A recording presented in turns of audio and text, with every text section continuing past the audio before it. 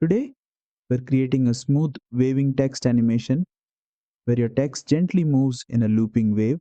It's perfect for fun intros, aesthetic edits, or lyric videos.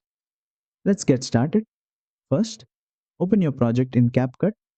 From the bottom toolbar, tap Text, then tap Add Text.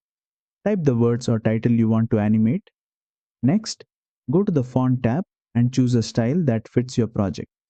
Rounded or playful fonts look great with a wave motion, but feel free to use any style you like. Now tap the Animation tab.